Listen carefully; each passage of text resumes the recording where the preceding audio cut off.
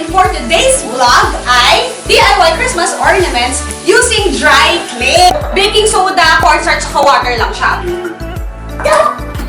Init. Open. Wow!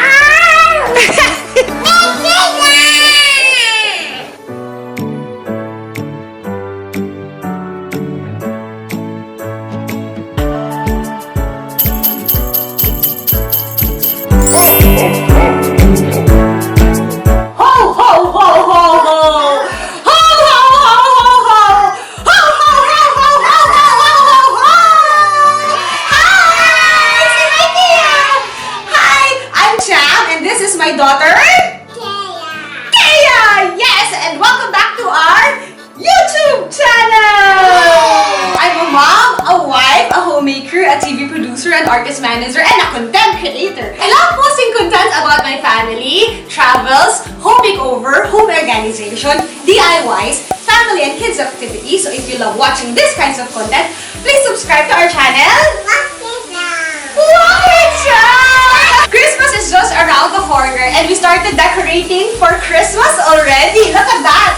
So later, magde-decorate naman kami ng Christmas tree namin. But before that, I want to add some personal touch doon sa Christmas tree namin. Kaya, ang gagawin natin for today's vlog ay DIY Christmas ornaments using dry clay. Yay! Are you ready? Yay! Okay. Actually, ginagawa ko na to before sa IGTV ko nung start ng quarantine kasi gusto ko itong recipe na to dahil tatlong ingredients lang talaga siya. Baking soda, cornstarch, saka water lang siya. Yung ginawa ko dati, gumawa ako ng vase ornament. So to make this DIY Christmas ornament using dry clay, you need 1 cup baking soda, half cup cornstarch, 3/4 cup water, saucepan and spatula, star cookie cutter, rolling pin, parchment paper, oven or toaster, wire or fairy lights. Optional is a letter embosser and food coloring. Sobrang easy lang ba ganito, as in super dali, kaya kaya mong isama yung anak mo when doing this. You just need to combine the baking soda, the cornstarch, and water. Okay, go! Combine na natin kaya. Yay! Yeah. Put it here sa saucepan.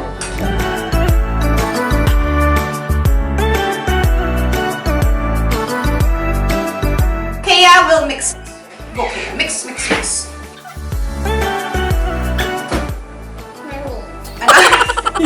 Okay, is it hard? Hard. So, we need to heat this up. Wait lang Kaya. Magsuluto lang si Mami. Diyan ka lang. Okay.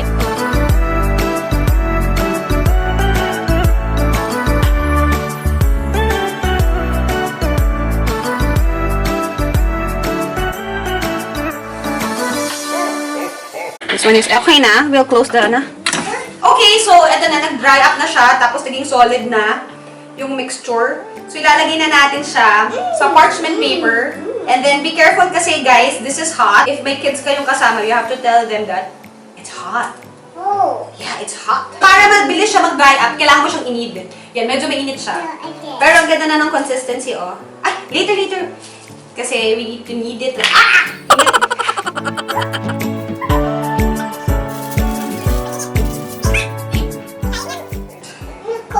Napakainit! You want to try? Small lang, small. Can you do it? Hot? Okay na to. Rolling pin mo lang siya, tapos i-flat mo lang siya sa parchment paper.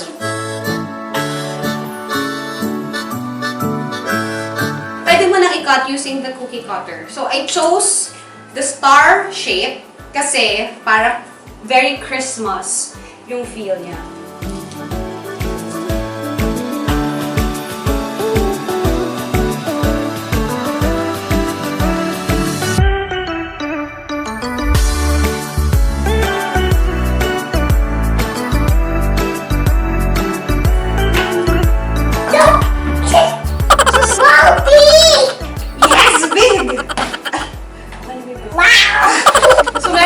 Shape, lalagyan na natin dito sa toaster. Usually, yung iba naman, oven yung ginagawa nila. Eh, ako, para lang mabilis, ilalagay ko siya sa toaster. Wow! Here, Keia. Pwede tayo mag-personalize using this cookie... Kata! Hindi, ano tawag dito? Yung cookie shaper. Kata! Cookie letter shaper. I think ang tawag ba dito? Hindi ko alam. Basta, binili ko to sa Japan Home. Tapos tingnan nyo. Bakit balik? Gawa muna ako ng isang batch na walang letter.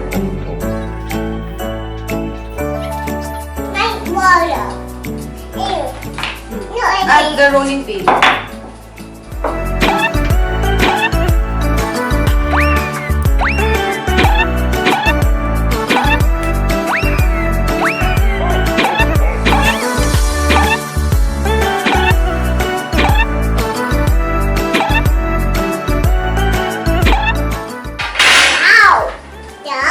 Okay, so nag-start naman ako. Ito yung second batch. Lalagyan ko ng name ni Keia.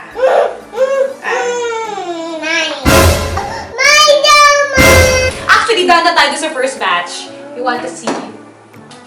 Ayan. Parang ka na siya. Yay! So yes, tuyo na siya. Nainip na si Keia. Nasa taas na siya nagpa-play with Ate Shane niya. Fairy lights yung gagamitin natin. Pero pwede ring twine. So, ang gagawin ko lang is mag-start ako sa dulo. Tapos ikot ko lang siya.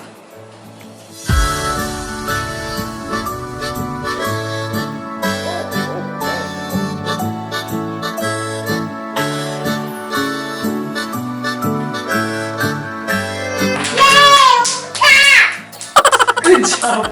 So later tonight, isa-set up ko na yung Christmas tree habang tulog si Keia para the next day, makikita niya, meron na kaming Christmas tree.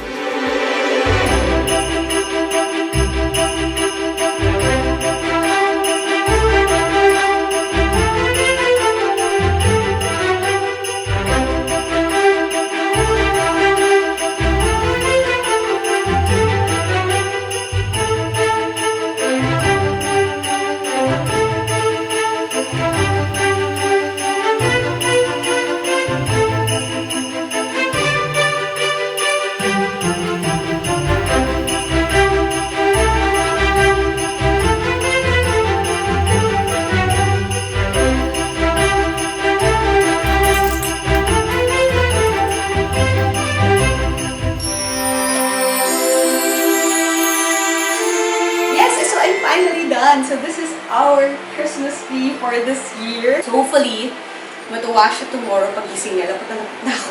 Makakaligo na ako sa wakas. Hey, good morning! So, ngayon, pababa na tayo para makita ni Kay yung surprise.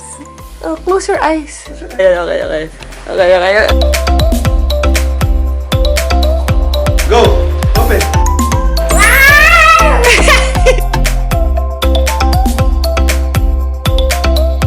You like that?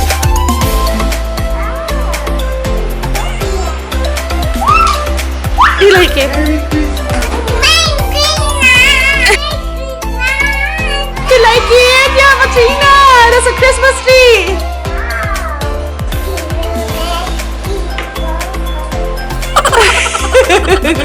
Merry Christmas!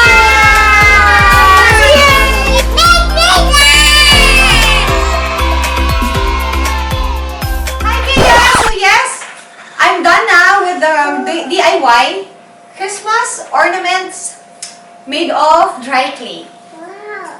You like it? Yeah. Okay. Hi! So yes, I'm so excited to announce that my Keia and I will be having a Christmas giveaway series called Cham 12 Gifts this Christmas. Yes, you heard that right.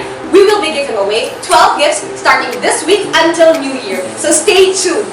Merry Christmas!